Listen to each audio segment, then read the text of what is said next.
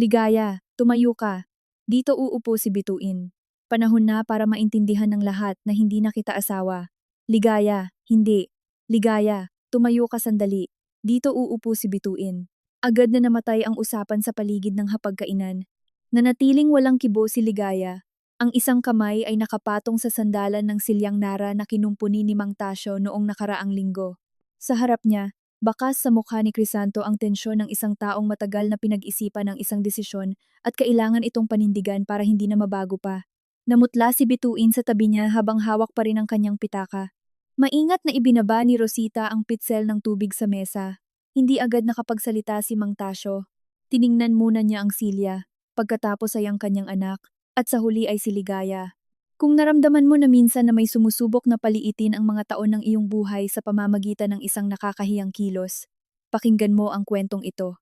Dahil ng gabing iyon, ang tunay na problema ay hindi kung sino ang uupo, kundi kung sino ang nag-aakalang may karapatan siyang magdesisyon para sa pwesto ng iba.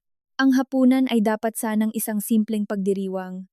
Naibenta na ni Tasyo Macaraeg ang huling bahagi ng kanyang pag-aari sa maliit na talyer ng mga muebles na pinamahalaan niya sa loob ng ilang dekada sa Taal at gusto niyang tipunin ang kanyang pamilya sa bahay kung saan siya nanirahan halos buong buhay niya.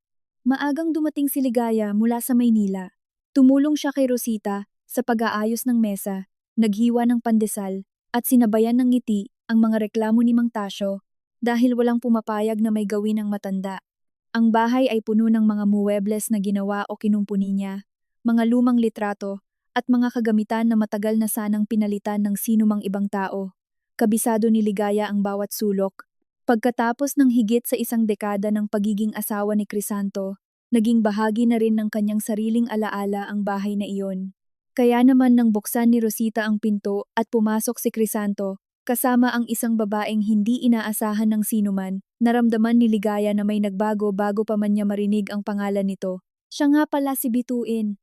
Nakwento ko na siya sa inyo, sabi ni Crisanto, taglay ang pagiging natural na hindi nakakumbinsi sa sinuman. Pamilyar si Mang Tasyo sa pangalan dahil sa isang propesyonal na proyekto. May higit na alam si Rosita dahil napansin niyang masyadong nakatutok ang kanyang kapatid sa telepono noong mga nakaraang buwan.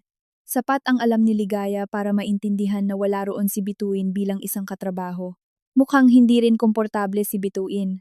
Bumati siya ng may paggalang at nagpasalamat sa pagpapapasok sa kanya. Sumagot si Mang Tasyo ng walang galit, pero hindi rin siya nagpanggap. Hindi ko alam na darating ka. Agad na sumingit si Crisanto. Ako ang nag-aya sa kanya. Ang tila simpleng pangungusap na iyon ang nagsimulang magtakda sa takbo ng buong gabi. Walang itinanong si Ligaya. Ilang linggo na rin siyang tumigil sa pag-asa na aamin ng kusa ang kanyang asawa. Direkta siyang nagtanong noon kung may ibang babae at nakatanggap siya ng mga malalabong sagot, pananahimik, at ang paulit-ulit na pagdadahilang dumadaan lang daw sila sa isang mahirap na yugto at wala ng iba. Sa unang ilang minuto, nanatili si Bituin malapit sa pinto na parang nag-aalangan pa rin kung dapat ba siyang naroroon. Sa huli ay itinuro ni Mang Tasyo ang silid kainan. Sige, dahil nandito ka na rin, pumasok ka. Wala namang maaayos ang pagtayo lang dyan. Hindi inisip ni Ligaya ang nakatagong kahulugan nito hanggang sa makalipas ang ilang minuto. Ang mesa ay nakahanda para sa 4 na tao. Papunta na sana si Rosita sa silid aklatan para kumuha ng isa pang upuan, pero pinigilan siya ni Crisanto. Hindi na kailangan. Tiningnan siya ni Ligaya. Itinuro ni Crisanto ang silyang katabi ng sa kanya. Puwedeng sa kabilang dulo na lang umupo si Ligaya. Dito uupo si Bituin. Sumagot si Rosita na may bakanteng upuan doon at 10 segundo lang ang aabutin para kunin iyon. Nagpumilit si Crisanto. Sinabi ko nang hindi na kailangan. Doon na unawaan ni Ligaya na walang kinalaman sa espasyo ang nangyayari. Bakit kailangang sa upuan ko pa, Crisanto? Huminga siya ng malalim. Dahil tama na ang pag-uugali natin na parang walang nagbago. Sinubukan ni Bituin na tumayo. Pwede naman akong umupo kahit saan. Ipinatong ni Crisanto ang kanyang kamay sa sandalan ng silya. Diyan ka lang. Nakita ni Ligaya kung paano tiningnan ni Mang Tasyo ang kamay na iyon, at pagkatapos ay ang mas mapusyaw na linya na tumatawid sa kahoy. Nasira ang silya noon at nagdesisyon si Mang Tasyo na kumpunihin ito nang hindi itinatago ang lamat. Nang umagang iyon, ipinaliwanag niya na hindi niya balak kulayan ang bagong piraso para pumantay sa iba.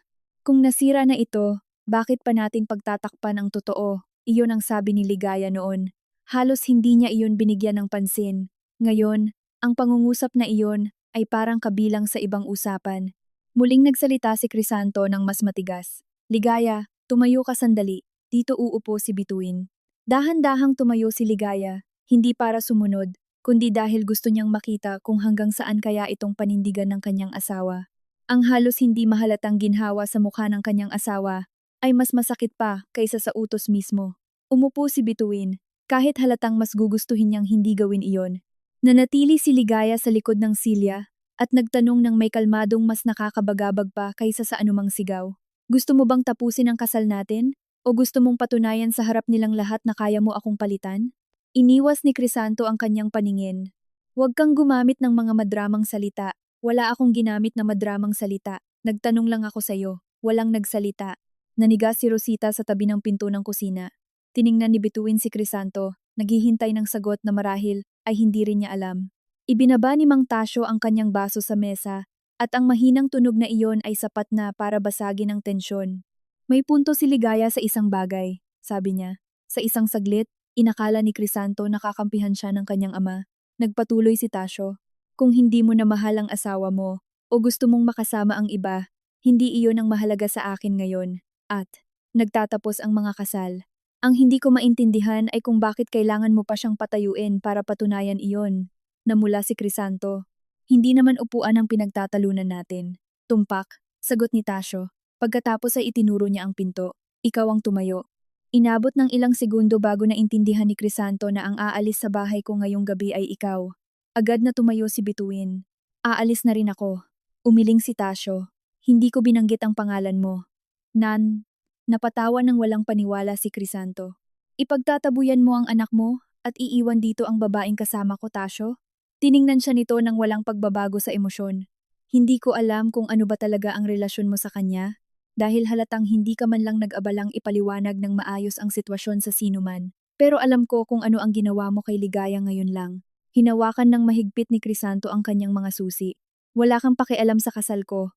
Wala sana akong pakialam hanggang sa ginawa mong entablado ng paghihiwalay ninyo ang mesa ko. Gusto sanang mamagitan si Ligaya para pigilan iyon. Mang Tasyo, hindi na po kailangan. Tiningnan siya ng matanda nang may seryosong ekspresyon na ikinagulat niya. Hindi ko ipinagtatanggol ang kasal mo, ipinagtatanggol ko ang bahay ko. Kinuha ni Crisanto ang kanyang jacket. Ayos. Ngayon alam na natin kung kanino ka kumakampi. Sumagot si Tasyo nang hindi nagtataas ng boses. Iyan mismo ang problema mo. Iniisip mo pa rin na laging kailangang may kinakampihan. Kinuha ni Bituin ang kanyang pitaka at inaya si Crisanto na umalis. Bago lumabas ng pinto, lumingon si Crisanto kay Ligaya. Siguro naman masaya ka na. Iyon ang nakasakit sa kanya dahil pinatunayan nito na para kay Crisanto, ang buong tagpo ay isang kompetisyon. Hindi siya sumagot. At marahil iyan ang hindi mo pa rin nauunawaan. Nang sumara ang pinto, nakiusap si Rosita na magpaiwan siya para maghapunan. Tumanggi si Ligaya. Hindi niya gustong manatili roon para maging babaeng pinili ng pamilya matapos simbolikong palayasin ang isa pa.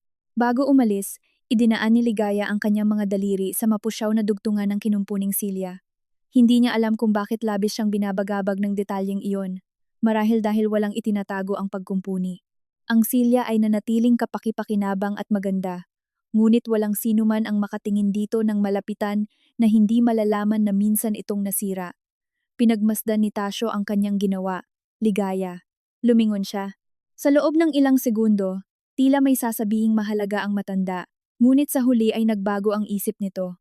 Mag-ingat ka sa pagmamaneho. Tumango si Ligaya at nagsimulang maglakad patungo sa pinto. Pagkatapos ay narinig niya ang boses nito sa likuran niya. Hindi alam ni Crisanto kung ano ang ibig sabihin ng silyang iyan. Huminto si Ligaya. At ako? Tumingin si Tasyo sa silid kainan. Ikaw rin. Sa ngayon, gusto pa sana niyang magtanong, ngunit ipinahiwatig ng mukha ng matanda na wala na itong ipaliliwanag pa ng gabing iyon. Umalis siyang may kakaibang pakiramdam na parang may nangyaring mas malalim at mas luma pa kaysa sa isang simpleng pagtatalo ng pamilya. Nagmaneho siya pabalik ng Maynila nang hindi binubuksan ng radyo. Alam na niyang maaaring umiibig si Crisanto kay Bituin. Naisip na rin niya ang paghihiwalay. Ang hindi niya kailanman naisip ay ang pangangailangan ni Crisanto na makita siyang naaagawan ng pwesto para makaramdam ito ng karapatang magsimula ng panibagong buhay. Pagdating sa kanyang bahay, natagpuan niya ang eksaktong eksena na iniwan niya ng umaga, 2 unan, 2 baso ng tubig, ang jacket ni Crisanto sa isang upuan, at ilang maliliit na gamit na nagpapanggap pa ring may buhay silang pinagsasaluhan. Binuksan ni Ligaya ang aparador, kumuha ng maleta, at ipinatong iyon sa kama. Hindi niya iyon sinimulang lamanin. Hindi niya gustong umalis padalos-dalos para lang masabi ni Crisanto sa huli na gumawa siya ng hakbang nang hindi nag-iisip. Hindi rin niya gustong manatili dahil lang natatakot siyang iwan ang tahanang iyon. Hinubad niya ang kanyang singsing sa kasal, pinagmasdan ng ilang segundo ang maputlang marka na iniwan nito at ipinatong ito sa maliit na mesa sa tabi ng kama. Nanginig ang telepono. Isang mensahe mula kay Bituin. Ligaya, sa tingin ko ay may ikinuwentong bersyon si Crisanto tungkol sa sitwasyon ninyo na hindi tugma sa nakita ko ngayong gabi. Hindi ko alam kung gusto mo akong kausapin. Maiintindihan ko kung hindi. 2 beses binasa ni Ligaya ang mensahe at inilapag ang telepono sa tabi ng singsing. Hindi siya sumagot. Hindi pa rin niya kayang isipin si Bituin nang hindi nakakaramdam ng galit. Ngunit alam ng isang bahagi niya na pumunta ang babaeng iyon sa bahay na naniniwala sa isang bagay na hindi ganap na totoo. At ang ideyang iyon ay gumising ng hindi inaasahang pagkabagabag. Isang babae na naniniwalang halos tapos na ang isang relasyon. Isang lalaking ipinagpapaliban ng isang malinaw na desisyon habang iginigiit na wala nang natitira para isalba. Isa pang babae na napilitang tuklasin ang katotohanan sa malupit na paraan. Ipinikit ni Ligaya ang kanyang mga mata. Masyadong pamilyar sa kanya ang ganitong takbo ng kwento, bagaman ayaw pa niyang aminin kung bakit. Sa bahay ni Mang Tasyo, nagliligpit si Rosita ng mga plato nang makita niya ang kanyang ama na nakaupo sa harap ng silyang nara. Bakit ganoon ang naging tugon mo? Tanong ni Rosita. Idinaan ni Tasyo ang kanyang hinlalaki sa mapusyaw na linya ng kinumpuning bahagi. Dahil nakita ko na ang eksenang iyan noon. Kumunot ang noo ni Rosita, kanino? Matagal bago sumagot ang matanda. Sa akin. Gusto pa sanang magtanong ni Rosita, ngunit tumayo si Tasyo at dinala ang silya sa maliit na talyer sa likuran ng bahay. Bago isara ang pinto, may sinabi siyang hindi lubos na naintindihan ng kanyang anak. Iniisip ng kapatid mo na ang pinakamasamang magagawa ng isang lalaki ay ang huwag nang mahalin ang kanyang asawa. Sana nga ganoon lang kadali iyon. Naiwang nakatingin si Rosita sa nakasarang pinto habang sa Maynila, nananatiling nakaupo si Ligaya sa harap ng walang lamang maleta. Sinusubukang kumbinsihin ang sarili na ang tanging kwentong dapat niyang suriin ng gabing iyon ay ang sa kanyang asawa. Ngunit may isa pa, isang mas luma, isang kwentong ilang taon nang isinasalaysay ni Ligaya sa paraang mas magaan kaysa sa kung ano talaga ang nangyari.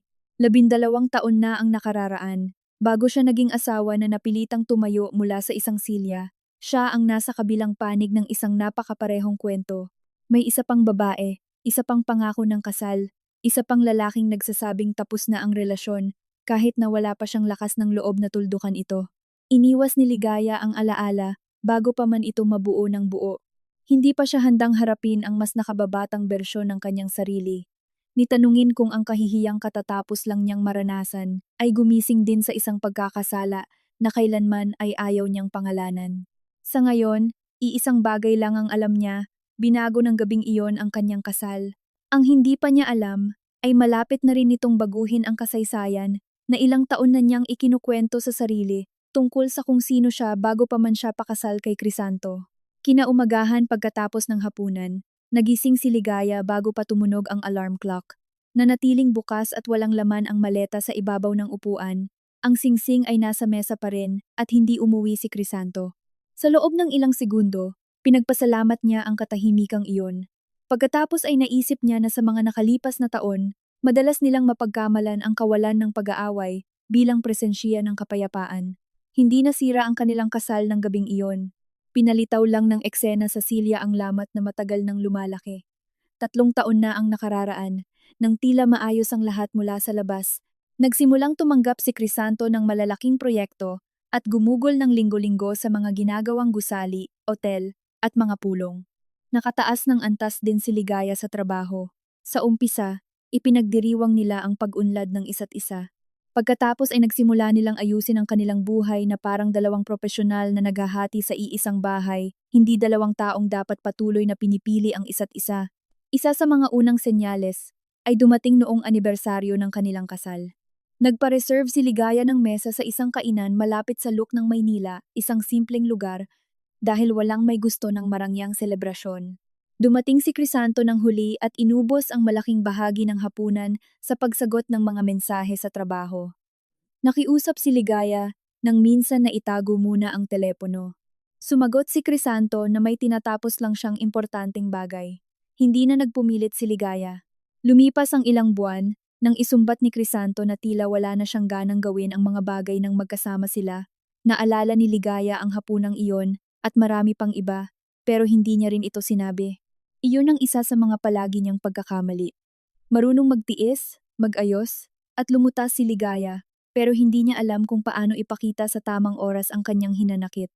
Umaasa siya na maiintindihan mismo ni Crisanto ang mga bagay na hindi niya malinaw na sinasabi. Kapag hindi ito ginawa ni Crisanto, lalo siyang lumalayo at nagpapanggap na hindi siya nasasaktan sa distansyang iyon. Hindi rin naman palaging walang pakialam na asawa si Crisanto. Ilang taon din niyang sinuportahan si Ligaya. Nang gusto nitong umasenso sa propesyon, nasa tabi siya nito sa mga mahahalagang sandali at ipinagdiwang ang mga tagumpay nito ng may tunay na pagmamalaki. Kaya naman mas naging mahirap kilalanin ang pagkasira ng relasyon.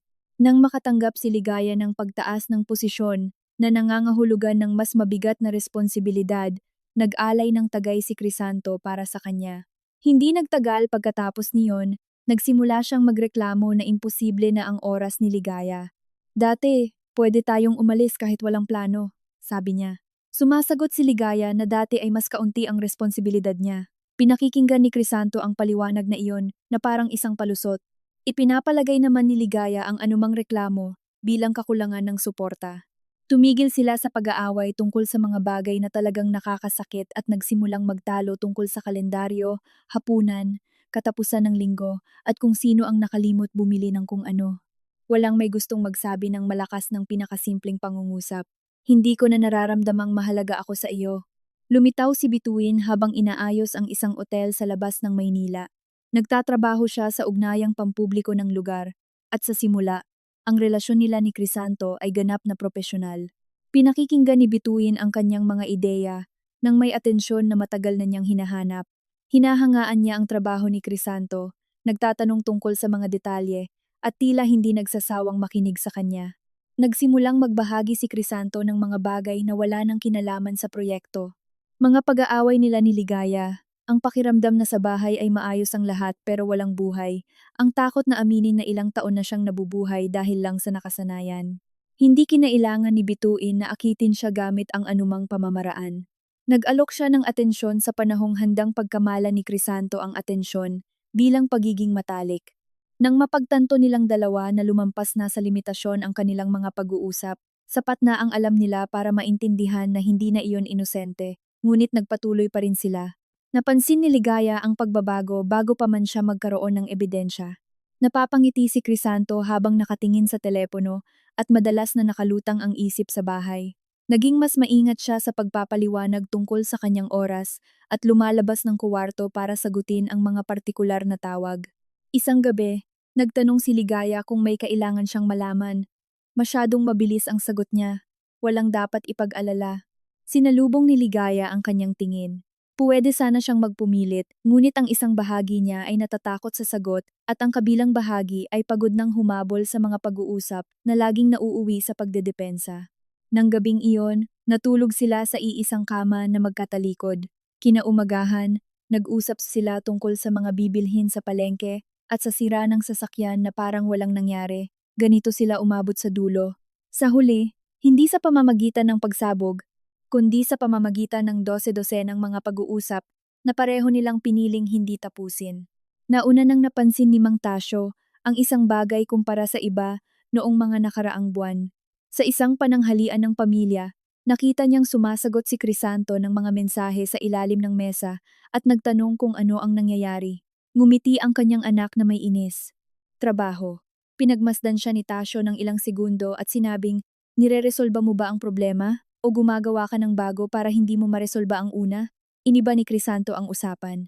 Naalala ni Ligaya ang pangungusap na iyon pagkatapos, kahit na noon ay ayaw niya rin itong bigyan ng masyadong pansin.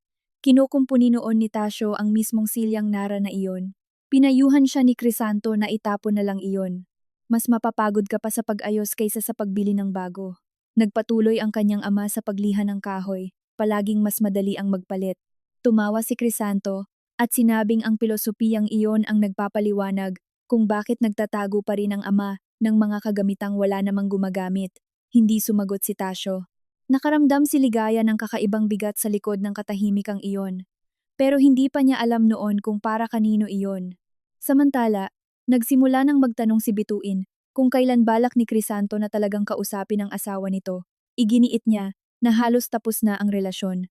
Nakatira kami sa iisang bahay dahil hindi pa namin naaayos ang lahat. Tinanggap ni Bituin ang paliwanag na iyon sa loob ng ilang panahon kahit na nagsimula na siyang mairita na manatiling tago.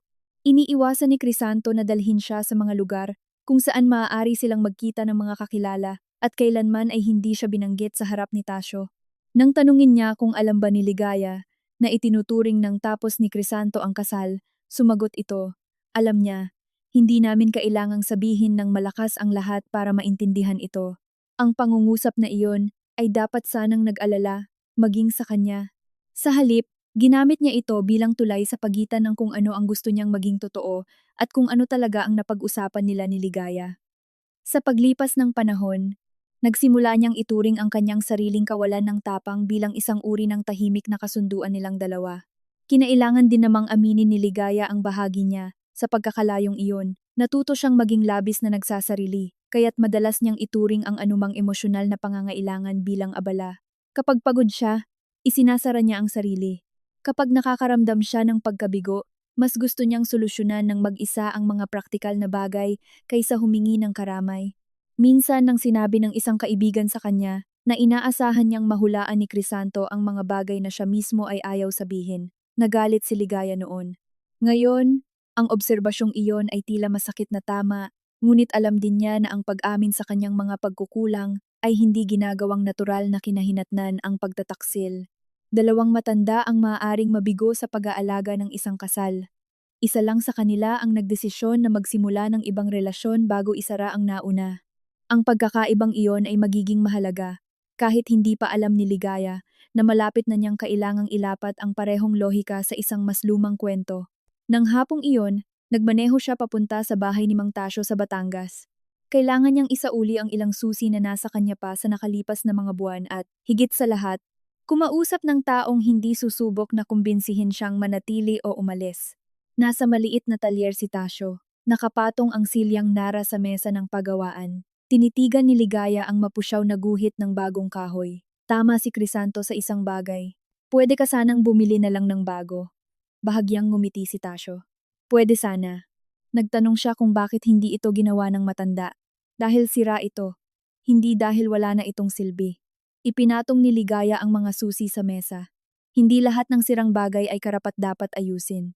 Tumingala si Tasio, totoo rin iyan. Sa loob ng ilang segundo, walang nagsalita. Tila tungkol sa silya ang pinag-uusapan, ngunit alam nilang dalawa na matagal na itong hindi tungkol doon. Nauwi ang usapan ni Ligaya kay Bituin. Sinabi niya na isa sa pinakamahirap tanggapin ay naalam ng isang babae na kasal pa rin ang isang lalaki at pumayag pa ring pumasok sa relasyong iyon. Ibinaba ni Tasio ang kasangkapang hawak niya. Iyan ba ang pinaka nakakasakit sa iyo? Sumagot si Ligaya ng oo, dahil hindi masasabi ni Bituin na wala siyang alam. Masyadong matagal na nanahimik si Tasio, pagkatapos ay nagtanong, talaga bang gusto mong pag-usapan siya na parang hindi ka minsan naging nasa kabilang panig ng ganitong klaseng kwento? Nanigas si Ligaya, hindi iyon magkapareho, hindi nakipagtalo si Tasio. Simpleng sinabi lang niya ang isang pangalan na ilang taon nang hindi naririnig ni Ligaya na binibigkas ng malakas, si Amihan. Tila lumamig ang paligid sa kwarto. Iniwas ni Ligaya ang paningin. Napakatagal na panahon na niyon. Oo, sagot ni Tasio, pero hindi ibig sabihin ay nangyari ito sa ibang paraan. Nang makilala ni Ligaya si Crisanto, kasintahan pa rin nito si Amihan at nakatakda silang ikasal. Iginiit ni Crisanto na buwan na ang nakalilipas mula nang matapos ang relasyon. na kailangan na lang humanap ng tamang tiempo para tuldukan ito. At ang pangako ng kasal ay naging isa na lang walang kuwentang formalidad. Ginusto itong paniwalaan ni Ligaya. Noong una, hiniling pa niyang ayusin muna ni Crisanto ang buhay nito bago sila magpatuloy. Ngunit lumipas ang mga linggo at patuloy na nakakahanap si Crisanto ng mga dahilan para maghintay. Suot pa rin ni Amihan ang singsing niya. Dumadalo pa rin siya sa mga salo-salo ng pamilya at patuloy siyang naniniwala na gaano man kahirap ang kanilang relasyon, may kinabukasan pa rin siya kasama si Crisanto. Alam iyon ni Ligaya. Alam din niya na palihim siyang hinahalikan ni Crisanto. Ipinangangako nitong malapit na siyang maging malaya at pagkatapos ay muling hihingi ng panahon. Ang bersyong ikinuwento niya sa sarili sa loob ng maraming taon ay laging nagtatapos sa puntong iyon. Isang duwag na lalaking nakulong sa isang relasyon na patay na. Hindi hinayaan ni Tasyo na magtapos iyon doon. Nang masyadong magtagal si Crisanto sa pag-iwan sa kanya, siniguro mo na malalaman ni Amihan ang totoo. Naramdaman ni Ligaya ang pagbabalik ng buong alaala, isang bukas na computer, isang litrato na kuha sa isang bakasyon, kung saan sila ni Crisanto ay magkayakap sa paraang imposibleng ipaliwanag bilang magkaibigan lang. Ang direksyon ng email ni Amihan na nakuha ni Ligaya ilang buwan bago iyon dahil nagkita sila minsan sa isang selebrasyon at ang ilang minutong pagtitig sa pindutan para ipadala. Hindi iyon aksidente o mensaheng ipinadala sa bugso ng damdamin. Pinag-isipan ni Ligaya kung ano ang mangyayari. Ginusto niyang mangyari iyon. Pagod na siyang maghintay na gumawa ng desisyon si Crisanto, kaya siya na ang nagdesisyon para dito, kahit na ang taong makakatanggap ng sakit ay ibang babae. Tapos na sila noon, sabi ni Ligaya, pero iba ang naging tunog ng pangungusap nang marinig niya itong binigkas ng malakas. Tiningnan siya ni Tasyo nang walang bakas ng kalupitan. Maaaring totoo iyan. Maaari ring totoo na hindi iyon alam ni Amihan. Kinagat ni Ligaya ang kanyang labi. Nagpatuloy si Tasyo. Hindi ko iyan ipinapaalala sa iyo para pangatwiranan ang ginagawa ni Crisanto sa iyo ngayon.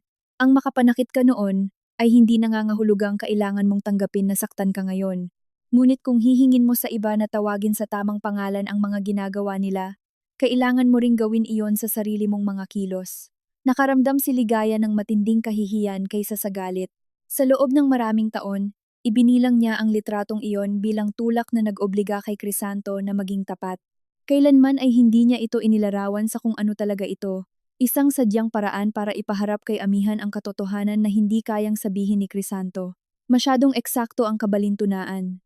Nang gabi bago nito, nakita ni Ligaya si Bituin na umupo sa kanyang pwesto dahil naniniwala itong halos tapos na ang kasal dahil iyon ang ipinaliwanag ni Crisanto sa kanya. Maraming taon na ang nakalipas. Halos kaparehong kwento ang narinig ni Ligaya at nang hindi makapagdesisyon ang lalaking nasa pagitan ng dalawang babae, gumawa siya ng mas agresibo pang hakbang. Pinilit niya ang isa na madiskubre iyon. Hindi nito ginagawang inosente si Bituin o biktima si Crisanto. Hindi rin nito ginagawang karapat-dapat hiyain si Ligaya. Ang ginawa nito ay wasakin ang kaginhawaang pinrotektahan niya ng napakatagal, ang ideya na palagi siyang nasa tamang panig ng moralidad sa sarili niyang kwento. Sa tingin mo ba nangyayari ito sa akin dahil nararapat ito sa akin? Tanong niya sa wakas. Agad na inangat ni Tasyo ang kanyang ulo. Hindi, at huwag mo nang pagkamalang parusa ang responsibilidad. Kung nanakit ka kay Amihan, kailangan mong mabuhay na alam mong ginawa mo iyon. Pero hindi iyan nagbibigay ng karapatan kay Crisanto sa dignidad mo ngayon. Tiningnan ni Ligaya ang kinumpuning silya. Sa unang pagkakataon, naunawaan niya kung bakit iniwang nakikita ni Tasyo ang linyang iyon ng bagong kahoy. Ang pagkumpuni ay hindi humihingi ng pagpapanggap na hindi kailanman nagkaroon ng lamat. Siguro ang mga tao rin ay ganoon. Sa loob ng maraming taon, tinakpan niya ang kabanatang iyon ng isang komportabling bersyon, isang kwento ng pag-ibig na nagsimula noong tapos na ang isa pa. Ngayon alam niya na isa itong hindi kumpletong katotohanan. At ang isang hindi kumpletong katotohanan, kapag inulit ng sapat na beses, ay maaaring magsilbing isang kasinungalingan. Nang lumabas siya ng talyer, wala pa ring sagot ang mensahe ni Bituin. Binuksan ito ni Ligaya at nagsulat ng isang pangungusap. Mag-uusap tayo, pero hindi ngayon. Itinago niya ang telepono at nanatili ng ilang segundo sa loob ng sasakyan bago simulan ang makina. Hindi na niya kayang tingnan si Bituin lamang bilang ang babaeng pumasok sa kanyang kasal. Hindi rin niya gagamitin ang nakaraan para absuweltuhin ito. Maaaring mangyari ang dalawang bagay ng sabay. Pumili si Bituin ng relasyon sa isang lalaking may asawa. Gumawa rin si Ligaya ng katulad na bagay. At si Crisanto sa parehong kwento ay ang lalaking nagiit na tapos na ang relasyon bago pa man magkaroon ng lakas ng loob na tapusin ito talaga.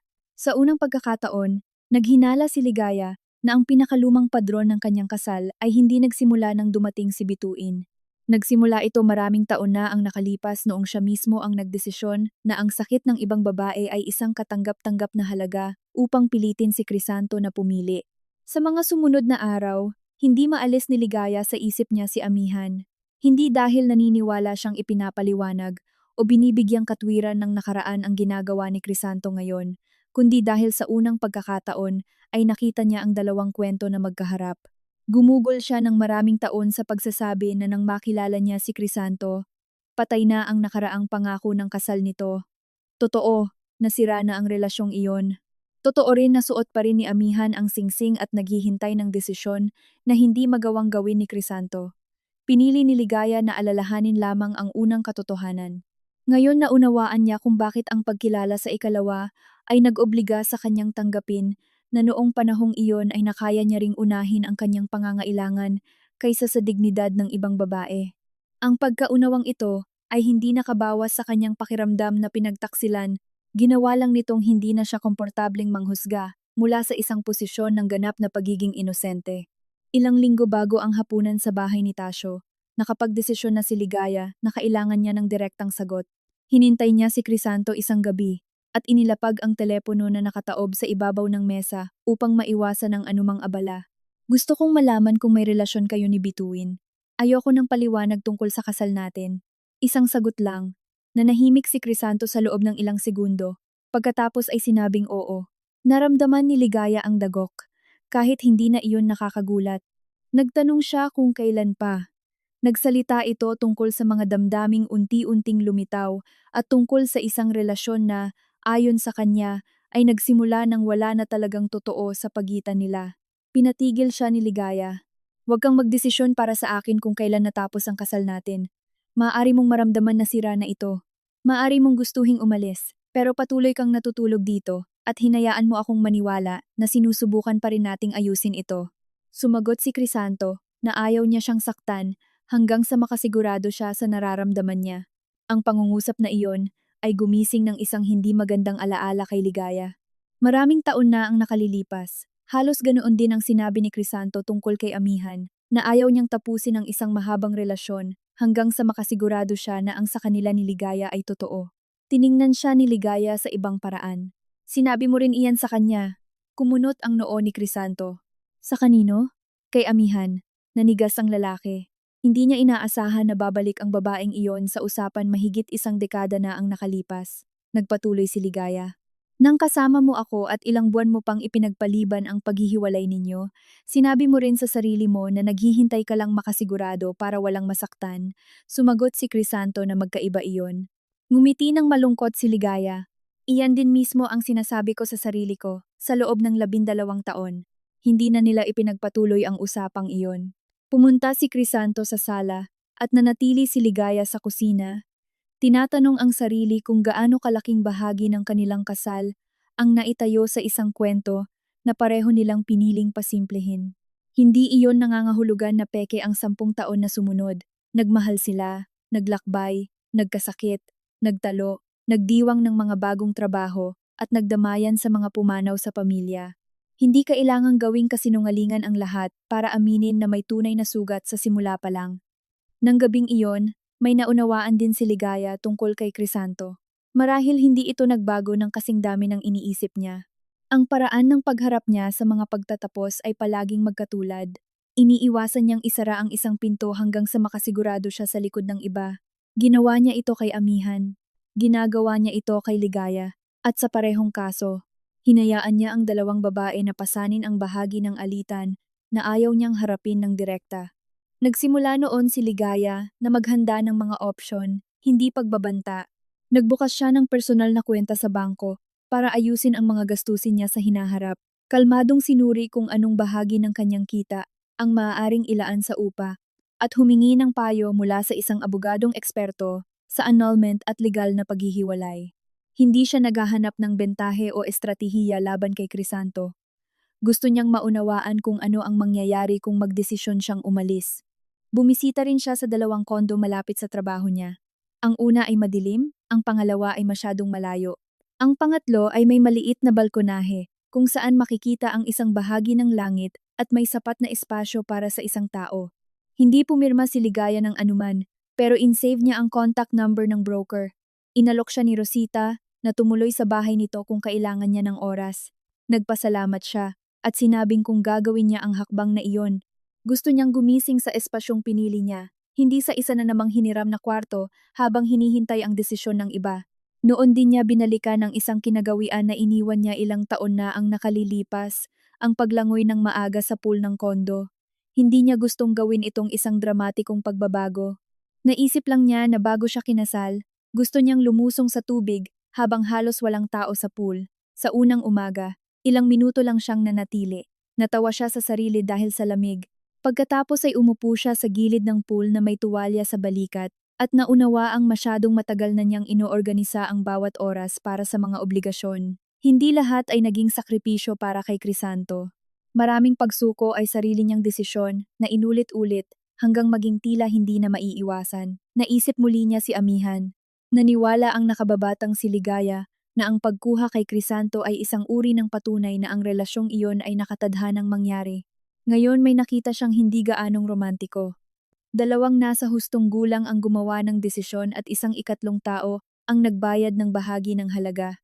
Samantala, nagsisimula na ring mapagod si Bituin na manatili sa isang sitwasyong walang pangalan. Naghintay siya ng ilang buwan para tuparin ni Crisanto ang pangakong linawin ang sitwasyon nito. Iginigiit ni Crisanto na alam ni Ligaya na tapos na ang kasal. Isang gabi, nagtanong si Bituin, "Alam niya ba dahil sinabi mo sa kanya? O dahil iniisip mong dapat niya itong malaman?" Nainis si Crisanto. Matapos ang kung paano kami nabubuhay, hindi niya maaaring isiping normal na mag-asawa pa rin kami. Hindi agad sumagot si Bituin. Nagsimula nang maging mahalaga sa kanya ang pagkakaibang iyon. Alam niyang nasasangkot siya sa isang lalaking may asawa at hindi niya pinalalabas na inosente siya, pero pumayag siyang magpatuloy dahil inilarawan ni Crisanto ang isang emosyonal na paghihiwalay na di umano'y kinikilala na nilang mag-asawa. Ang posibilidad na naniniwala pa rin si Ligaya na may natitira pang susubukan ay magpapabago sa sitwasyon. Nagtanong si Bituin kung balak ba niyang formal na simulan ang paghihiwalay. Sinabi ni Crisanto na oo, pero gusto niyang maiwasan ang isang magulong proseso. Maaaring maging napakalamig ni Ligaya kapag nararamdaman niyang nasusukol siya. Naalala ni Bituin ang lahat ng kwentong narinig niya tungkol sa asawa at nagtanong ng isang hindi inaasahang bagay. "May nakwento ka ba minsan kung ano ang ginawa mo para umabot sa ganito ang kasal ninyo?" Tiningnan siya ni Crisanto nang may gulat. Sumagot ito na hindi niya sinusubukang magpabiktima, pero sa loob ng maraming taon ay pakiramdam niya ay binabalewala siya. Tinanggap ni Bituin na maaaring totoo iyon. "Hindi ko tinatanong ang ginawa niya. Tinatanong ko ang ginawa mo." Iniba ni Crisanto ang usapan. Ang pag-iwas na iyon ay hindi sumira sa relasyon nila ng sandaling iyon, pero nag-iwan ito ng unang lamat. Nagsisimulang matuklasan ni Bituin na kayang ilarawan ng detalyado ni Crisanto ang pagkukulang ng iba at hindi gaanong kayang makita ang sariling pagkakamali. Bumalik si Ligaya para bisitahin si Tasyo, hindi nagtagal pagkatapos noon. Hindi binanggit ni Tasyo si Amihan hanggang sa siya mismo ang nagbanggit nito. "Hindi maalis sa isip ko ang litratong iyon." Nagpatuloy si Tasyo sa paggawa ng silya. "Kung gayon, siguro nga panahon na." Nagtanong si Ligaya kung hinusgahan ba siya nito sa lahat ng taong iyon. Umiling si Tasyo. Hindi niya nagustuhan ang nangyari, pero nakita rin niya kung paano bumuo ng totoong buhay sina Ligaya at Crisanto pagkatapos. Ang isang maling desisyon ay hindi ginagawang kasinungalingan ang buong buhay mo pagkatapos, ngunit hindi rin ito nawawala dahil lang sa naging mabuti kang asawa kalaunan. Naintindihan iyon ni Ligaya. Nagtanong siya kung sa tingin ba nito'y dapat niyang hanapin si Amihan. Sumagot si Tasyo na hindi niya iyon masasabi. Ang paghingi ng tawad ay maaari ring maging makasarili kung ito ay para lang makatulog ng mahimbing ang taong nanakit. Pag-isipan mo muna kung bakit mo siya gustong kausapin. Itinanim ni Ligaya sa isip ang pangungusap na iyon. Bago umalis, pinagmasdan niya ang silya. Tapos na ni Tasyo ang pagkumpuni. Ang guhit ng bagong kahoy ay malinaw pa ring nakikita. Pwede mo bang pantayin ang kulay? Sabi ni Ligaya. Pwede. At bakit hindi mo ginawa? Idinaan ni Tasyo ang kamay sa sandalan dahil ang isang tapat na pagkumpuni ay hindi kailangang magpanggap na hindi nagkaroon ng sira. Ngumiti si Ligaya ng may lungkot. Kamakailan, parang lahat ng sinasabi mo ay may dobling kahulugan. Sumagot si Tasyo na marahil iba lang ang pagkakaintindi niya. Hindi pa nito ipinaliwanag kung ano ang kinalaman ng silyang iyon sa sariling nakaraan nito. Hindi rin nagpumilit si Ligaya.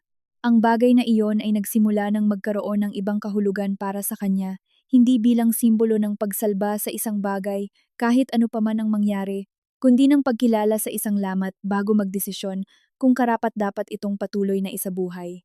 Makalipas ang ilang araw, ipinahayag ni Crisanto na isasama niya si Bituin sa hapunan ni Tasyo. Hindi niya ito ipinaalam bilang isang tanong. Nagtitimpla si Ligaya ng kape nang marinig niya ito. Sa tingin ko panahon na para makilala siya ng pamilya ko. Tiningnan siya ni Ligaya nang hindi makapaniwala. Kasal pa rin tayo. Iyan nga ang dahilan kaya kailangan nating tumigil sa pagpapanggap. Naramdaman ni Ligaya na may lumamig sa loob niya. Pwede mong sabihin sa pamilya mo na gusto mong makipaghiwalay. Pwede mong ipaliwanag na kasama mo na si Bituin.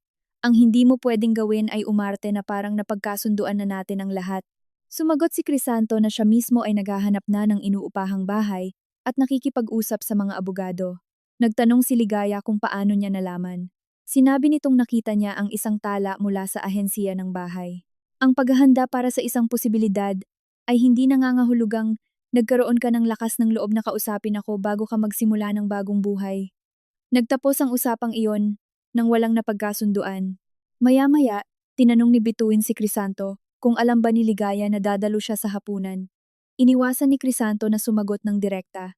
Pagkatapos ng gabing ito, maiintindihan niya ang lahat. Nakaramdam si Bituin ng pagkabagabag na hindi na niya kayang balewalain. Hindi ko tinatanong kung ano ang maiintindihan niya pagkatapos. Tinatanong ko kung alam niya ngayon. Sinabi ni Crisanto na hindi niya gustong gawing negosasyon sa asawa ang bawat hakbang niya. Nanatiling tahimik si Bituin. Ilang buwan na niyang ginustong hindi na maging tagong babae. Ngayon ay nagsisimula na siyang magtaka kung ang pagpapakilala ba sa kanya sa publiko sa ganoong paraan ay mangangahulugang kikilalanin siya o gagamitin lang para pilitin ang isang paghihiwalay na patuloy na hindi hinaharap ni Crisanto. Nang tapat, hindi rin dumating si Ligaya sa hapunang iyon na naniniwalang biktima siyang walang nakaraan. Alam niya kung ano ang ginawa niya kay Amihan. Alam niyang minsan na niyang tinanggap ang mismong pangungusap na naririnig ngayon ni Bituin, tapos na ito. Ang pagkakaiba ay hindi siya inoobliga ng kamalayang iyon na tanggapin ang kahihiyan. Ang pagiging may sala sa ibang kwento ay hindi nangangahulugang may sala na siya habang buhay. Hindi rin ito nagbigay kay Crisanto ng pahintulot na ulitin ang padron sa ibang babae at tawagin itong isang bagay na hindi maiiwasan. Nang magbihis siya para pumunta sa bahay ni Tasyo, gumawa ng simpleng desisyon si Ligaya.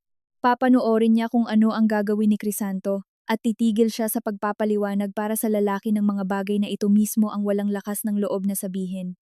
Hindi pa niya alam na makalipas ang ilang oras ay tatayo siya sa likod ng isang silya habang uupo si Bituin sa kanyang pwesto, pero sa unang pagkakataon ay dumating siyang handang gawin ang isang bagay na hindi nagawang gawin ng nakababatang si Ligaya.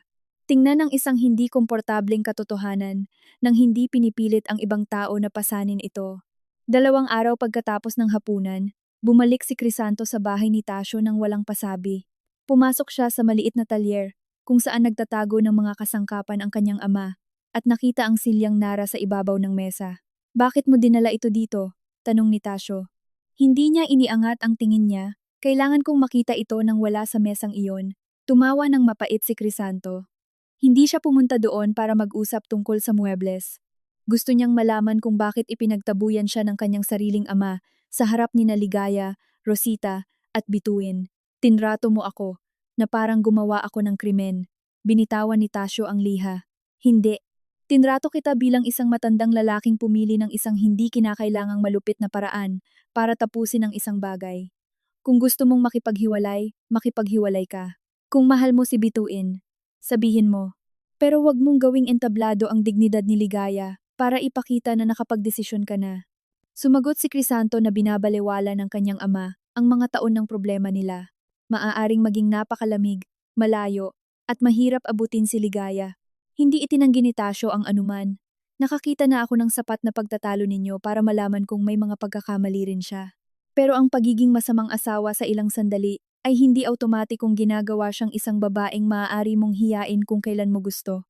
Sinabi ni Crisanto na naghahanap na si Ligaya ng kondo at kumakausap na ng abogado.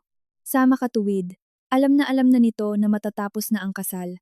Ang maghanda para sa pagtatapos ng isang bagay ay hindi katulad ng pagtanggap kung paano mo ito piniling tapusin, sagot ni Tasyo. Pagkatapos ay may idinagdag siya na hindi inaasahan ni Crisanto.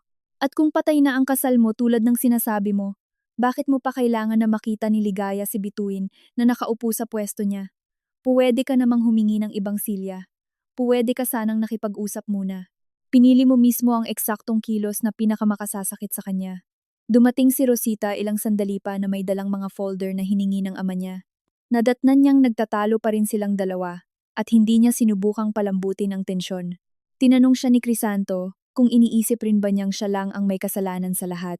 Sumagot si Rosita na ang tanong na iyon ang nagpapatunay na patuloy nitong pinaghahalo ang magkaibang issue. Hindi ko alam kung sino ang mas nakasakit habang mag-asawa pa kayo. Hindi ako nakatira kasama ninyo, pero nakita ko ang ginawa mo ng gabing iyon. Pwede mo namang ipakilala si Bituin, sabihin gusto mong makipaghiwalay, at harapin ang mga kahihinatnan nito. Sa halip, kinailangan mo pang patayuin si Ligaya sa harap ng lahat. Gawa mo iyon. Nagtanong si Crisanto kung bakit walang nagsasalita tungkol sa litratong ipinadala kay Amihan maraming taon na ang nakararaan, isang bagay na binanggit sa kanya ni Tasyo pagkatapos ng hapunan.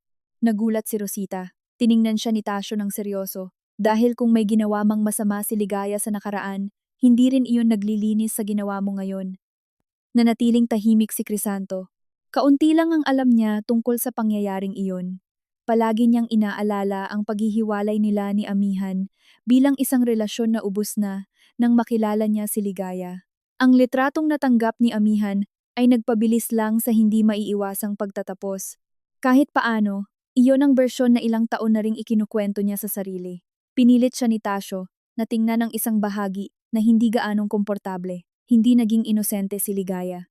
May ginawa siyang kalupitan at ngayon ay nagsisimula na siyang aminin ito. Pero ikaw ang may pangako ng kasal kay Amihan. Ikaw ang nagsasabi ng magkaibang bagay sa dalawang babae dahil ayaw mong mawalan ng kahit ano habang nagdedesisyon ka. Sinubukan ni Crisanto na sagutin na nangyari iyon noong mas bata pa siya. Kung gayon patunayan mong natuto ka, sabi ni Tasyo. Dahil ang nakita ko sa mesa ko ay hindi mukhang isang bagong kwento, mukhang iyon din ang parehong kaduwagan gamit ang mas magandang sapatos. Samantala, pumirma na si Ligaya sa pag-upa ng kondong binisita niya ilang linggo na ang nakalilipas. Hindi niya pinili ang pinakamalaki o ang pinakamagara.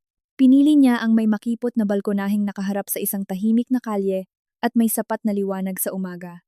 Nag-alok si Rosita na tulungan siya sa paglipat, pero mas ginusto ni Ligaya na kumuha ng maliit na serbisyo para sa paglilipat para hindi ito maging isang kaganapan ng pamilya.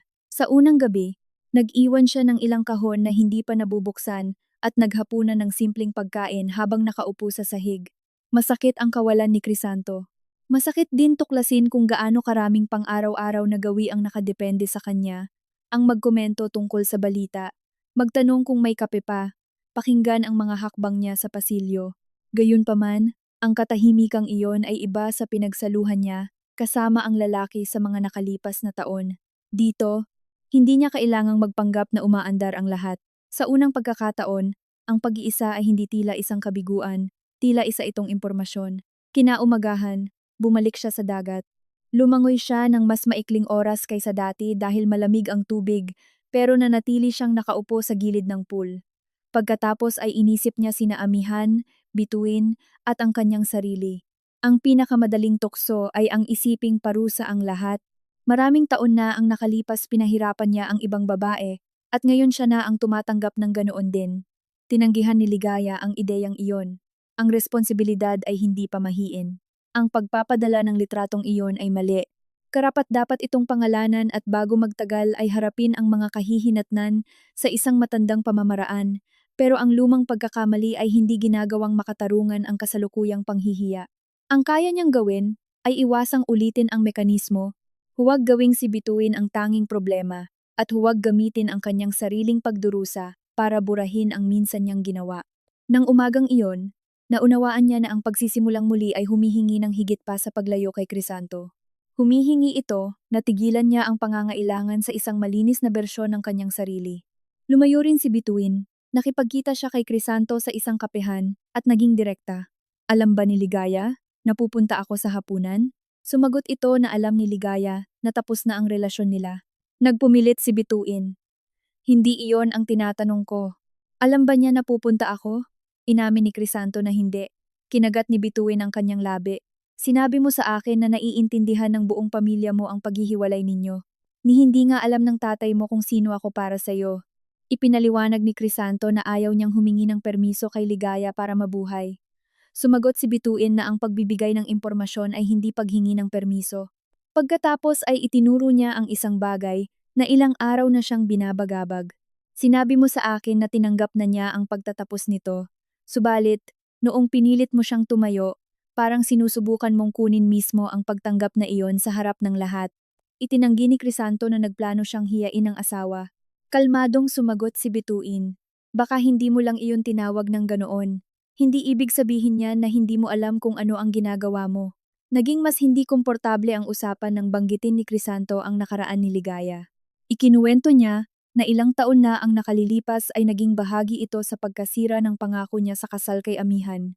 Marahil umaasa siya na mas maiintindihan ni Bituin ang hinanakit niya. Sa halip, nagtanong ito, "At ano naman ang ginawa mo sa kwentong iyon?" Sumagot si Crisanto na tapos na ang emosyonal na relasyon nila ni Amihan. Dahan-dahang nagpakawala ng hininga si Bituin. Iyan na iyan ang halos mismong pangungusap na sinabi mo sa akin tungkol kay Ligaya. Ang pagkakapareho ay nag-iwan kay Crisanto na walang maisagot. Hindi nais ni Bituin na absuweltuhin si Ligaya. Kung nagpadala ito ng litrato para pilitin ang paghihiwalay, isa itong kalupitan. Pero nagsisimula na rin siyang maghinala na mayroong napakatatag na paraan si Crisanto para dumaan sa mga pagtatapos.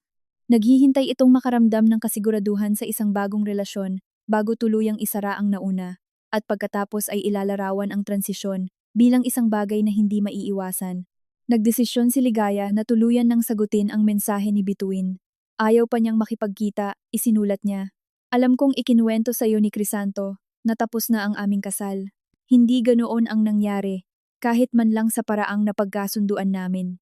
Hindi niyan inaalis ang responsibilidad mo sa pakikipagrelasyon sa lalaking may asawa, pero hindi rin ako magpapanggap na ikaw lang ang may kasalanan sa lahat.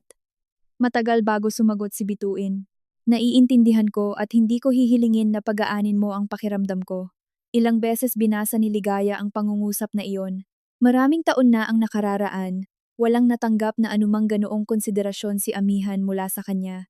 Nakatanggap ito ng isang imahe na sadyang ipinadala para makapanakit ng sapat, para magbunga ng isang desisyon. Itinago ni Ligaya ang telepono. Hindi pa rin niya alam kung hahanapin niya ba balang araw si Amihan. Tama si Tasyo. Ang paghingi ng tawad ay madaling mauwi sa isa pang anyo ng pagkamakasarili kung ito ay gagamitin lang para maibsan ang damdamin ng nanakit. Nang hapong iyon, bumalik si Crisanto sa bahay ng ama niya. Sa pagkakataong ito ay hindi siya dumating ng galit. Nadatnan niya si Tasyo na nakaupo sa tabi ng isang kahon ng mga lumang litrato. Nagtanong siya kung totoo bang may nangyaring katulad sa pagitan nila ng ina niyang si Luwalhati. Matagal bago sumagot si Tasyo. Mas malapit sa nangyari kaysa sa gusto kong aminin. Naalala ni Crisanto ang kanyang pagkabata kung saan mukhang matatag ang kanyang mga magulang. Mayroon ding mga pag-aaway syempre, pero hindi niya kailanman naisip ang paghihiwalay. Kayo ni Mama, hindi kayo naghiwalay kailanman. May hawak na litrato si Tasyo at sinabi, "Iyan ang sinabi namin sa inyo." Pagkatapos ay may idinagdag siya na nagpabago sa ekspresyon ng kanyang anak. May panahon na tiningnan ako ng mama mo ng eksaktong kung paano ka tiningnan ni Ligaya ng gabing iyon. Gustong malaman ni Crisanto kung bakit. Itinago ni Tasyo ang litrato. Hindi pa ngayon. Kailangan ko munang pag-isipan kung paano ko iyon ikukwento nang hindi ginagawa ang sarili ko bilang isang mas mabuting lalaki kaysa sa totoo. Bago umalis, tiningnan ni Crisanto ang silya sa mesa. May kinalaman ito rito.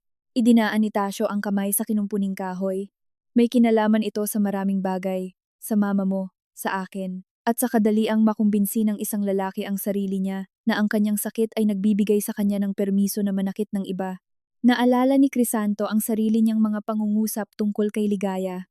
Napakiramdam niya ay binabaliwala siya, na bumuo ang asawa ng buhay na wala ng espasyo para sa kanya, na lumitaw si Bituin noong tapos na ang kanyang kasal. Lahat ng iyon ay maaaring may bahid ng katotohanan. Sa unang pagkakataon ay tinanong niya ang sarili kung ginagamit ba niya ang mga iyon hindi para ipaliwanag ang nararamdaman niya, kundi para gawing hindi maiiwasan ang kanyang mga desisyon. Idinagdag ni Tasyo, "Hindi ko sinasabing makipagbalikan ka kay Ligaya. Marahil ay hindi na maayos ang kasal ninyo. Ang sinasabi ko sa iyo ay ang hindi na magmahal ng isang tao ay hindi nagbibigay sa iyo ng karapatang parusahan siya dahil lang hindi ka na niya napapasaya." Kinabukasan, tinawagan ni Tasyo sina Rosita at Crisanto at pinapunta sa bahay. Hindi imbitado si Ligaya. Ang unang pag-uusap na iyon ay para lang sa mga anak niya. Pagdating nila, nakita nila sa mesa ang maraming lumang litrato at ang silyang Nara na nakatabi sa dingding. Kumuha si Tasyo ng isang imahe, nakuha maraming taon na ang nakalipas sa tapat ng mismong bahay. Nakilala iyon ni Crisanto dahil sa mga damit at sa sasakyan ng pamilya na nasa likod. Subalit, ang isang gilid ng litrato ay maingat na ginupit. "Sino ang nandyan?" tanong ni Rosita. Ibinigay ni Tasyo ang litrato sa kanila. "Ako," kumunot ang noo ni Crisanto. Huminga ng malalim ang kanyang ama. "Sa loob ng halos isang taon, hindi ako nakatira sa bahay na ito. Pinalayas ako ng mama niyo at may dahilan siya." Nag-angat ng tingin si Rosita nang may gulat. Itinuro ni Tasyo ang ginupit na bahagi ng litrato. "Ang taong inalis sa imaheng iyan ay hindi si Luwalhati, ako iyon." Hindi sinimula ni Tasyo ang kanyang kwento ng pagdadahilan. Nakaupo sa harap ni Crisanto at Rosita, ipinatong niya sa mesa ang ginupit na litrato at nagsabi ng isang bagay na hindi inaasahan ng sinuman na marinig mula sa kanilang ama. "Niloko ko ang mama ninyo. Hindi ito kalituhan o isang panandaliang relasyon na nangyari dahil maayos kami ni Luwalhati. Magulo ang kasal namin. Oo. Nag-aaway kami dahil sa pera, para sa talyer, at dahil mas maraming oras ang ginugugol ko sa pagtatrabaho kaysa sa bahay. Naging malamig siya, at kumbinsido ako na walang nagpapahalaga sa ginagawa ko. Totoo ang lahat ng iyon, pero totoo rin na nakakilala ako ng ibang babae, at sa halip na magdesisyon kung ano ang gusto kong gawin sa aking kasal, nagsimula akong bumuo ng relasyon sa labas nito. Sa loob ng maraming buwan, sinasabi ko sa sarili ko na tapos na kami ni Luwalhati. Ang pagkakaiba ay hindi pa ito alam ni Luwalhati. Nanatiling walang kibo si Crisanto. Ang pangungusap na iyon ay masyadong kapareho sa ginamit niya sa loob ng maraming buwan. Nagpatuloy si Tasyo nang hindi siya direktang tinitingnan. Ang babae ay katrabaho ng mga supplier ng talyer at naging taong napagsasabihan ko ng lahat ng bagay na hindi ko na napag-uusapan sa asawa ko. Sinasabi kong nakikinig lang siya. Pagkatapos ay sinabi kong magkaibigan lang kami. Pagkatapos ay sinabi kong patay na ang kasal ko. Palagi akong nakakahanap ng bagong dahilan para hindi sabihin ang tanging mahalagang katotohanan. Gumagawa ako ng mga desisyon nang hindi pinapanagutan ang mga kahihinatnan nito. Nagtanong si Rosita kung paano ito nalaman ni Luwalhati. Sumagot si Tasyo na walang hindi nagpakilalang liham o malaking iskandalo. Nagsimula siyang maghinala dahil palayo na ako ng palayo at diretsahan na siyang nagtanong. Nagsinungaling muna si Tasyo. Pagkalipas ng ilang araw ay inamin niya ang isang bahagi. Kinailangan ni Luwalhati ng ilang linggo para maunawaan na ang problema ay mas malaki kaysa sa inaamin niya. Ang pinakamalala ay nangyari sa isang pagdiriwang ng talyer. Inimbitahan ni Tasyo ang babaeng iyon dahil gusto na niyang huwag itong itago kahit nakatira pa rin siya kasama si Luwalhati. "Hindi ko pinatayong mula sa silya ang mama niyo," sabi niya, "pero may ginawa akong medyo hawig doon. Umakto ako na parang nakapagdesisyon na ako na tapos na ang kasal namin at kailangan lang niyang sumabay sa naging desisyon ko." Umalis si Luwalhati bago pa matapos ang hapunan. Nang umuwi si Tasyo, nakakita siya ng maleta sa tabi ng pinto. Hindi sumigaw si Luwalhati, sinabi lang niya, "Kung gusto mong mamuhay bilang lalaking wala ng asawa, simulan mo sa hindi pagtulog sa bahay ng asawa mo. Kailangang umalis ni Tasyo." Sa loob ng ilang buwan ay tumira siya sa isang maliit na inuupahang bahay malapit sa talyer, habang iniisip ng kanyang mga anak na nasa labas siya dahil sa trabaho. Nagtanong si Crisanto kung bakit kailanman ay walang sinabi sa kanila. Inamin ni Tasyo na gusto nilang protektahan ni Luwalhati ang mga bata, pero paglipas ng panahon, ang desisyong iyon ay naging paraan din ng pagtatago ng kahihiyan. Hinayaan namin kayong lumaki na naniniwalang matatag ang aming kasal dahil hindi ito kailanman nasira. Hindi iyon totoo. Nasira ito. Ang nangyari pagkatapos ay ibang bagay. Hindi siya muling tinanggap ni Luwalhati dahil lang sa humingi siya ng tawad minsan. Una, tinapos niya ng buo ang relasyon sa ibang babae. Pagkatapos ay nagsimula siyang humingi ng pagpapayo sa pari at sa isang profesional. Nagbigay siya ng mga responsibilidad sa talyer para maging presente at tinanggap na ayaw siyang makita ng kanyang asawa sa loob ng maraming linggo. Nagpapadala si Tasyo ng mga mensahe tungkol sa mga praktikal na bagay at hindi nagtatanong kung kailan siya pwedeng bumalik. Sa mahabang panahon, gusto kong gawin ang pagsisisi ko bilang dahilan para patawarin niya ako. Tinuruan ako ni Luwalhati na ang pagsisisi ay hindi nagbibigay sa isang tao ng karapatan na bawiin kung ano ang nawala sa kanya. Ang silyang Nara ay bahagi ng panahong iyon. Ipinaliwanag ni Tasyo na madalas umupo roon si Luwalhati tuwing hapon. Sa mga buwan ng kanilang paghihiwalay, humina ang isa sa mga paa at tuluyang nabali ang sandalan. Nang bumalik siya sa bahay matapos ang matagal na panahon, gusto niya itong kumpunihin ng walang kapintasan. Nakahanap siya ng piraso ng Nara na katulad nito at sinimulang kulayan para hindi halata ang pagkumpuni. Hiniling ni Luwalhati na wag niyang gawin iyon. Kung aayusin mo, hayaan mong makita kung saan ito nasira. Para kay Tasyo, ang pangungusap na iyon ay naging isang patakaran na inabot ng ilang taon bago niya naunawaan. Pumayag si Luwalhati na buuing muli ang kasal, pero kailanman ay hindi niya hinayaang pag-usapan ni Tasyo ang mga buwang iyon na parang dumaan lang sila sa isang normal na krisis. Muli kaming nagsama. Oo, pero hindi na kami bumalik bilang mag-asawang tulad ng dati. Bumuo kami ng iba at pinili niyang gawin ito. Hindi ko hiningi sa kanya ang desisyong iyon. Tiningnan ni Crisanto ang silya mula sa kabilang panig ng silid. Kaya ba ipinagtabuyan mo ako dahil nakita mo si Mama kay Ligaya? Umiling si Tasyo. Ipinagtabuyan kita dahil nakita ko ang sarili ko sa'yo. Mahalaga ang pagkakaibang iyon. Hindi niya ipinagtatanggol si Ligaya na parang perpekto ito o sinusubukang pilitin ang kanyang anak na isalba ang isang patay ng kasal. Alam din niya ang isang bahagi ng nangyari kay Amihan at hindi niya balak burahin ang responsibilidad ni Ligaya. Pero nang makita ko na kailangan mong ilagay si Bituin sa pwesto ng asawa mo para patunayan na nakapili ka na, naiintindihan ko kung ano ang ginagawa mo. Hindi mo tinatapos ang isang relasyon. Sinusubukan mong iparamdam kay Ligaya na natalo siya. Gusto sanang sabihin ni Crisanto na hindi niya naisip iyon sa ganoong paraan, pero tumigil siya. Idinagdag ni Tasyo, baka hindi ko rin naisip ng gabing iyon na gusto kong hiyain si Luwalhati, pero hindi ibig sabihin yan na hindi ko alam na makakasakit sa kanya ang ginawa ko. Pagkatapos marinig ang kwento, umalis si Crisanto sa bahay ng walang pagtatalo. Nagmaneho siya ng halos 1 oras ng walang direksyon. Naalala niya ang ekspresyon ni Ligaya nang tumayo ito, ang paraan kung paano ito nagtanong kung gusto niya bang tapusin ang kasal o patunayan na kaya niya itong palitan. Hanggang doon, itinuturing niyang eksaherasyon ang tanong na iyon. Ngayon, naiintindihan na niya kung bakit hindi siya makasagot.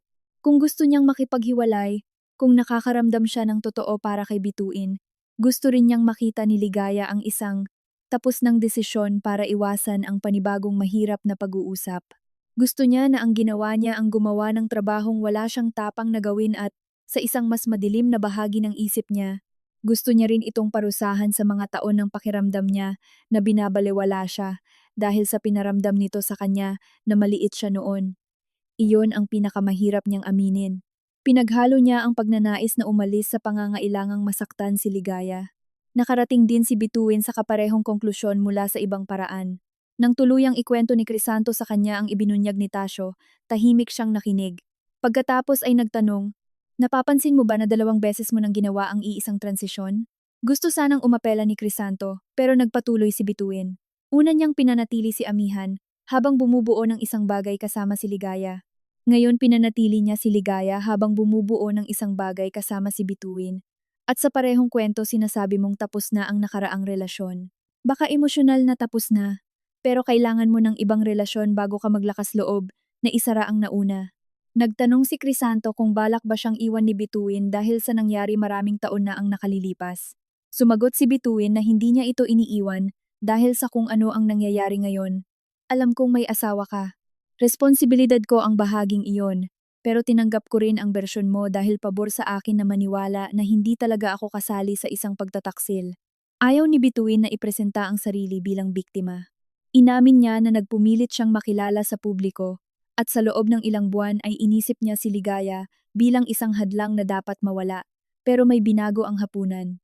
Ayoko ng relasyon kung saan ang pwesto ko ay nakadepende sa pagkawala ng pwesto ng ibang babae sa harap ko. At ayoko ring magpalipas ng mga taon sa pagtatanong kung anong bersyon ng kwento natin ang ikukwento mo kapag nagsimula kang makaramdam ng pag-iisa habang kasama ako.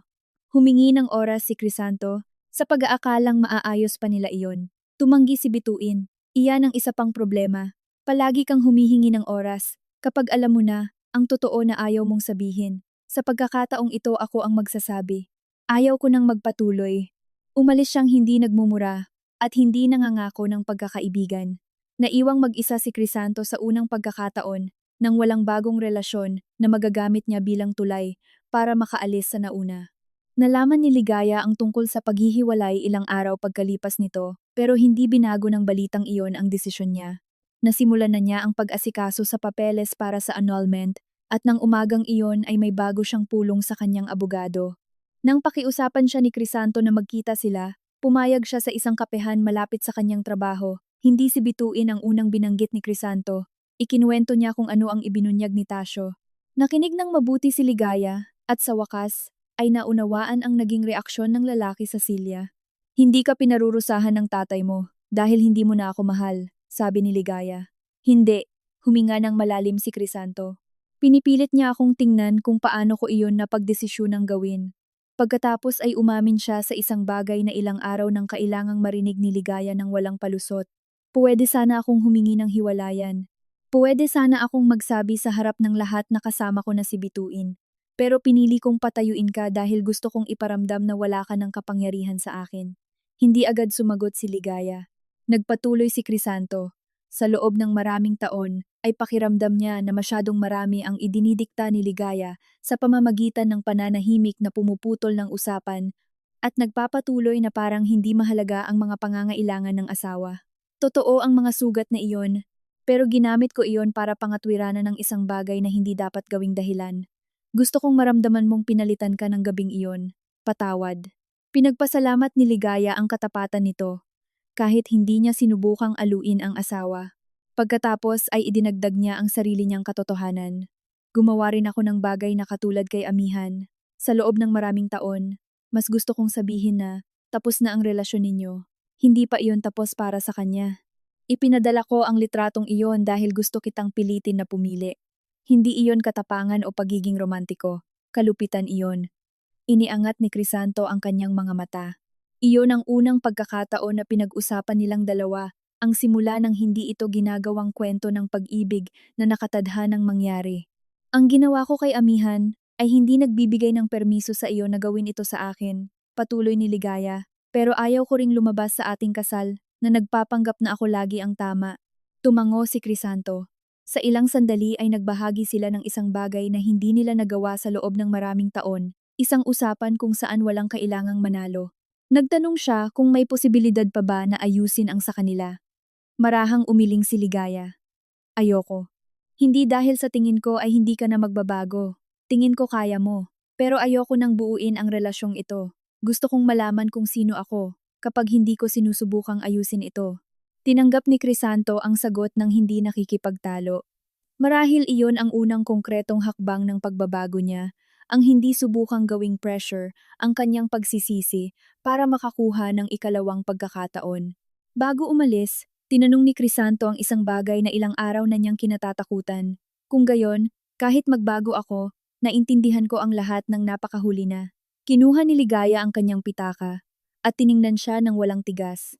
May mga bagay na kahit huli na maintindihan ay may halaga pa rin. Minsan lang ay para sa taong magiging ikaw na ang halagang iyon, hindi para sa kasal na naiwala mo na. Nanatiling nakaupo si Crisanto matapos makaalis si Ligaya. Wala siyang bituin na naghihintay o si Ligaya na nagdududa o ang kanyang ama na handang absuweltuhin siya.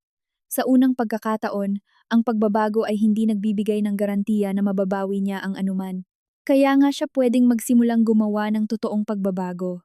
Nang hapong iyon, Bumalik si Ligaya sa kanyang inuupahang bahay at inilapag ang mga susi sa mesang halos wala pang laman. Tiningnan niya ang anunsyo ng kondo na inisip niya noong ilang buwan bilang isang posibilidad at napangiti sa pag-iisip na nakatira na siya roon ngayon. Nawalan siya ng asawa, pero iniiwan niya rin ang dalawang komportabling bersyon ng kanyang sarili. Ang asawang dapat iligtas ang pagsasama para patunayan na may kwenta ang kanyang buhay at ang dalagang ginawang pangalawang detalye ng kanyang kwento ng pag-ibig ang sakit ni amihan. Hindi pa niya alam kung hahanapin niya balang araw ang babaeng iyon. Alam niya lang na sa unang pagkakataon ay handa siyang alalahanin ang nakaraan ng walang pinagtatakpan at baka iyon lang ang tanging tapat na paraan ng muling pagsisimula. Hindi naging mabilis ang proseso ng paghihiwalay, pero hindi rin ito naging giyera. Nagtalo sina Ligaya at Crisanto tungkol sa ilang gastusin, muebles, at praktikal na desisyon, pero pareho nilang naunawaan na ang paggamit sa proseso para parusahan ng isa't isa ay papahabain lang ang relasyong tapos na. Tumigil na si Crisanto sa paghingi ng ikalawang pagkakataon.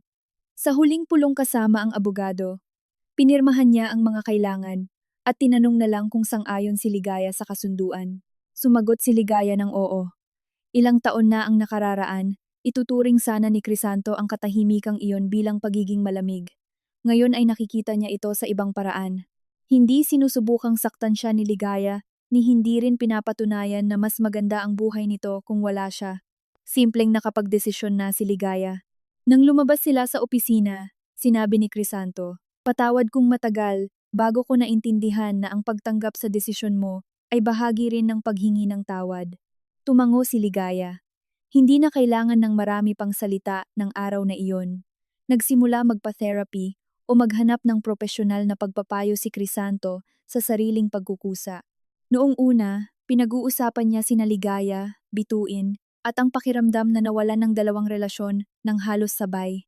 Sa pagdaan ng mga linggo, naunawaan niya na ang problema ay hindi lang kung sino ang naiwala niya, kundi ang paraan na lagi niyang iniiwasan ang maiwang mag-isa sa pagharap ng mahirap na desisyon. Kay amihan, humanap siya ng kanlungan kay Ligaya bago tapusin ang pangako ng kasal. Kay Ligaya, nahanap niya kay Bituin ang lagusan bago aminin na ang kasal nila ay kailangan na ng seryosong usapan. Madalas niyang mapagkamalan ang pakiramdam ng naiintindihan bilang dahilan para umalis. Napagkamalan din niya ang takot sa gulo bilang pagiging maingat. Ang pag-amin nito ay hindi agad ginawa siyang ibang lalaki. Nagdedepensa pa rin siya minsan, nakakahanap pa rin ng mga komportabling dahilan, pero nasisimulan niya na itong mapansin bago gawing katotohanan. Sa unang pagkakataon, ang pagkatuto tungkol sa kanyang sarili ay walang premyong mabawi ang isang babae. Sumulat din siya kay Bituin, hindi para makipagbalikan, kundi para aminin ang isang bagay na masyadong natagalan bago sabihin. Ipinaliwanag niya na ipinakita niya ang isang bersyon ng kanyang kasal, kung saan halos buong sisi ng pagbagsak ay nasa balikat ni Ligaya.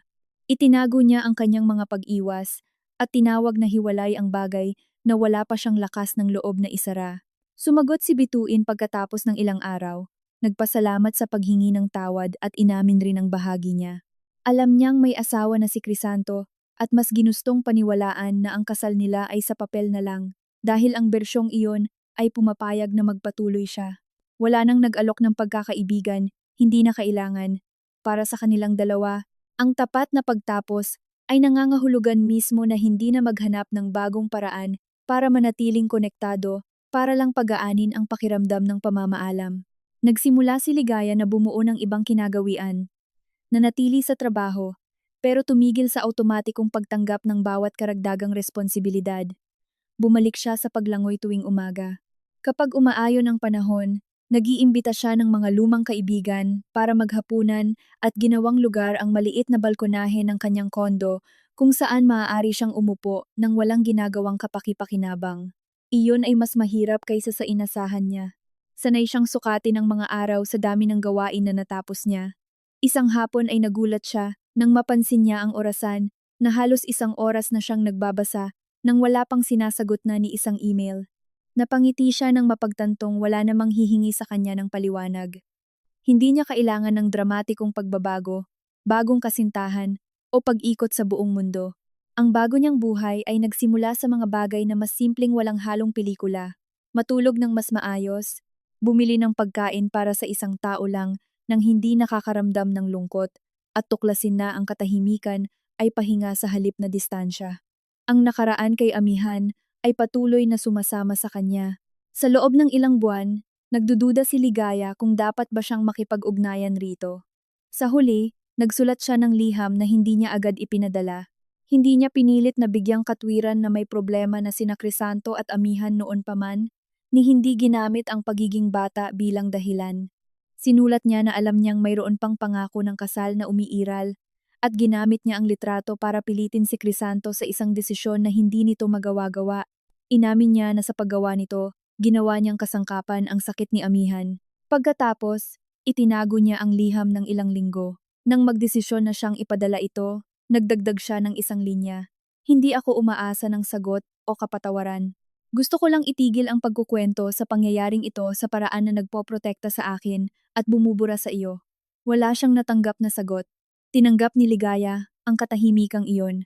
Ang paghingi ng tawad ay hindi nagbibigay sa kanya ng karapatan na pumasok ulit sa buhay ni Amihan. May nag-usap din si Natasio at Crisanto. Isang hapon, habang nag-aayos ng mga kagamitan sa lumang talyer, humingi siya ng tawad dahil itinago niya sa loob ng maraming taon ang nangyari sa kanila ni Luwalhati. Gusto namin kayong protektahan noong bata pa kayo, sabi niya. Tapos ay nanahimik na lang din ako dahil gusto ko na isipin ninyo na may kapuri-puring kasal ang inyong ama. Tinanong ni Crisanto kung iniisip ba talaga ng ama na makakapagpabago ang pag-alam sa istoryang iyon. Sumagot si Tasio na baka nga, pero kahit papaano, mas maaga mong malalaman na ang pananatili sa isa't isa ay hindi pareho sa hindi nasira kailanman. Ipinakita ko sa iyo ang masyadong malinis na bersyon namin. Naging duwag din ako roon. Hindi kailangan na agad siyang absuweltuhin ni Crisanto. Sinabi lang nito na naiintindihan niya kung bakit iginiit ni Luwalhati na kailangang manatiling kita ang pagkumpuni ng silya. Ngumiti si Tasio. Ang mama mo ay may nakakainis na kaugalian na gumawa ng maiikling linya, pero aabutin ka ng 20 taon para maintindihan. Naging mas maayos ang relasyon ng mag-ama nang hindi nagiging emosyonal. Nagsimulang pumunta si Crisanto sa talyer tuwing Sabado. Minsan, sabay silang nagtatrabaho at halos hindi nag-uusap. Minsan nagtatalo sila tungkol sa kahoy, arkitektura, o mga desisyon na hindi nila kailanman pag-uusapan noong mga nakaraang buwan. Hindi ginagamit ni Tasio ang bawat pag-uusap para alalahanin ang pagtataksil. Hindi rin kailangan ni Crisanto na laging itanong kung ano ang gagawin. Naiintindihan ni Luwalhati na hindi pwedeng ipahiram ng ama ang istorya ng pag-aayos ng sarili nitong kasal bilang mano-manong gagabayan. Pinili ni Luwalhati na manatili matapos ang mahabang panahon. Pinili ni Ligaya na umalis. Ang parehong desisyon ay pwedeng pantay ang dignidad. Iyon siguro ang aral na pinakamahirap niyang tanggapin. Ang taimtim na pagsisisi ay hindi gumagawa sa pakikipagbalikan na maging isang moral na obligasyon para sa taong nasaktan. Pinanatili ni Ligaya at Rosita ang kanilang komunikasyon. Noong una, pareho silang maingat. Para bang hinihingi ng hiwalayan ang muling pagbalangkas sa bawat pag-uusap. Matapos ay natuklasan nilang pwede silang magkape nang hindi nag-uusap tungkol kay Crisanto. Parte pa rin si Rosita ng pamilyang kinabilangan ni Ligaya ng maraming taon, pero wala sa kanila ang nagkunwari na walang nagbago. Minsan din ay tinatawagan siya ni Tasio. Tinatanggap ni Ligaya ang ibang imbitasyon at tumatanggi sa iba. Hindi na siya pumupunta sa bawat pananghalian nang dahil sa nakagawian. Natutunan niyang ang pagpapanatili ng pagmamahal ay hindi nangangahulugan ng pag-iingat sa lahat ng lumang obligasyon. Ang pagkakaibang iyon ang nagbigay sa kanya ng hindi inaasahang kalayaan. Puwede niyang mahalin ang mga taong konektado sa kanyang kasal nang hindi patuloy na sinasakop ang papel bilang asawa. Pwedeng alalahanin niya ang mabubuting taon nila ni Crisanto nang hindi na pagkakamalang dahilan ito para makipagbalikan. Ang buhay ay hindi kailangang hatiin sa pagitan ng lahat ng iyon ay isang pagkakamali at sana'y patuloy na tayong magkasama. Isang taon ang lumipas. Naghanda uli ng pananghalian si Tasio sa kanyang bahay. Hindi iyon isang mahalagang pagdiriwang. Nakabili ng sobra-sobrang isda si Rosita. Gustong makita ng matanda ang lahat, at ang kombinasyong iyon ay sapat na. Nag-atubili si Ligaya bago pumayag, ngunit nagdesisyong pumunta. Nang dumating siya, may nakita siya na nagpahinto sa kanya ng ilang segundo sa paligid ng mesa. May higit pa sa kailangang upuan. Ngumiti si Tasio nang makita niya ito. Natuto na akong magbilang ng bisita. Himalang na antala, sagot ni Ligaya. Dumating din hindi katagalan si Crisanto. Nagbatian sila ng natural, walang di kailangang yakap, at walang tensyon na parang nasa pelikula. Mukha siyang mas kalmado, siya rin.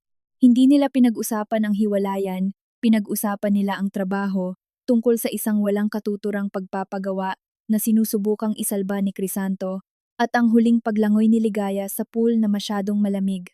Nandoon ang silyang Nara, pero hindi na ito ang nasa gitna ng atensyon. Inilagay ito ni Tasyo sa gitna ng iba pang dalawang magkaibang silya na para bang kailanman ay wala itong simbolikong halaga.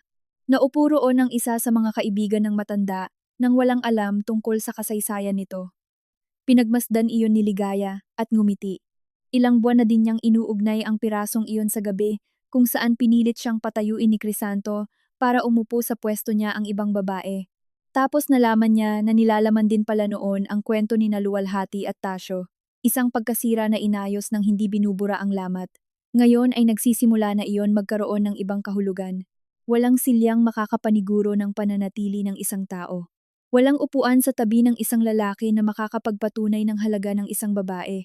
Masyadong mahabang oras ang ginugol niya para maniwala na ang pagkawala ng pwesto ay kawalan din ng buhay. Alam niya na hindi. Tapos kumain, tinanong ni Tasyo kung balak ba niyang iuwi ang silya balang araw. Umiling si Ligaya ng may ngiti. Hindi, mas maganda na siya dyan.